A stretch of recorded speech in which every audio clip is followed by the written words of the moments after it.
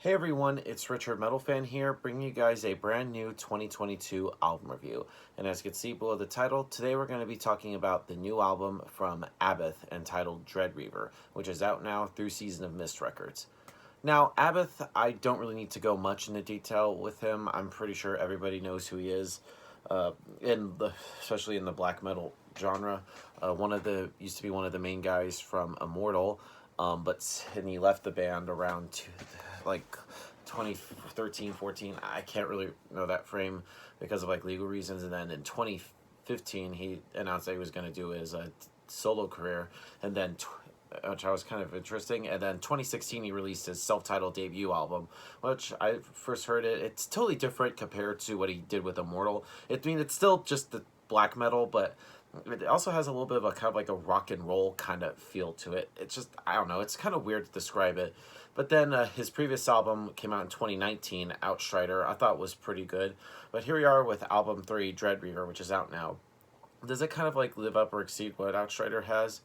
I feel like he definitely has. I think Abbath has, or like, he's a legend. What can I say?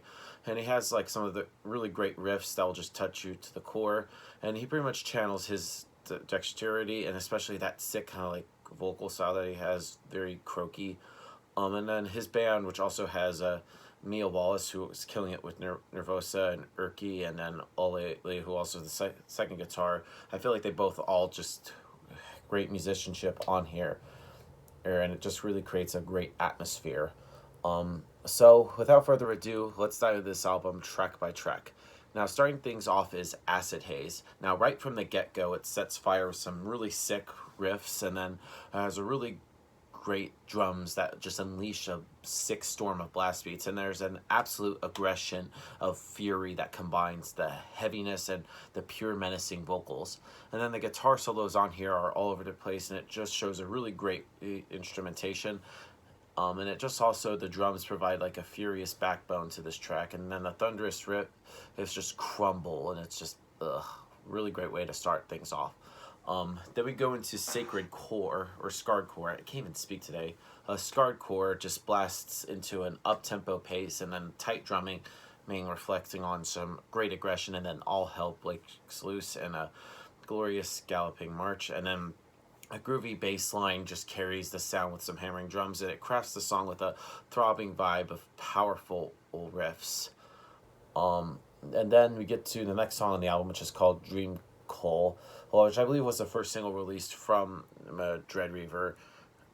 Now it pretty much offers some hints, kind of like stuff from like the previous album, Outstrider, and also has like kind of like very menacing vibe into it. And there's like an acoustic intro of the song, just leads into some sick riff work, and the album's production is really keen, and the drums sound really powerful and clear. And I feel like each song just goes into an inferno and just really rapid fire drum beats and right here. And then I feel like the guitars are the centerpiece on here, as Ollie just showcases just some shredding methods while Abbath sort of like lays down the rhythmic backbone.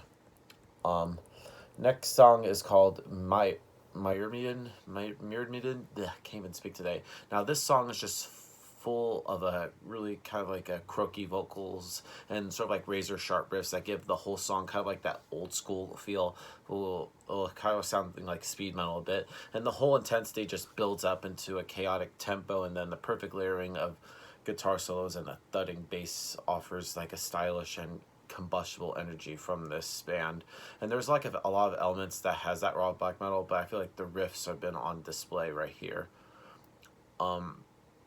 And the next song is called The Deep Unbound. Now this pretty much takes a merciless turn to extreme black metal and has a ruthless blasting drums that pretty much sets the tempo up to a higher speed, and the guitars infuse like really great riffs, and the tremolos just swell over here.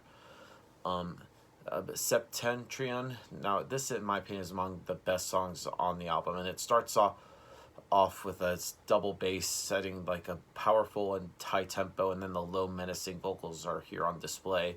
And I don't know, it's just a very mid-paced tempo with some really catchy riffs, and I feel like this album incorporates sort of like the extreme measures, and the main riffs are just cutting right here. Next up is Trapped Under Ice. Now, this is obviously a cover song originally done by the almighty Metallica. And this solo in here is another highlight of this, and it pretty much embodies the sick thrash metal, but also that hints of black metal that Abbath is. Next up is The Book of Breath. Now, this song ends with an acoustic guitar passage, adding sort of like an epic feel midway through. And my opinion about this is that the album has fantastic ideas so far, but it kind of loses its charm in the fear of the chaotic outbursts, which somehow ruins the catchiness of the songs. And then we close things out with the title track, Dread Reaver. Yeah, it's like a tongue twister. Now, this song is outstanding and has some really great riffs that are catchy and powerful, and Abbath's vocals adds a lot of like sinister to it. It just sounds really savage. Now, overall, Dread Reaver by Abbath is a pretty good album. It has very sick rawness and really just uncompromising brutality. So if I had to give this album a score, I'm going to give Dread Reaver by Abbath a solid 8.5 out of 10. So yep, that's my review of the new Abbath, guys. Let me know in the comments what you guys think about it, and I'll see you all in the next video. And as always, keep it metal.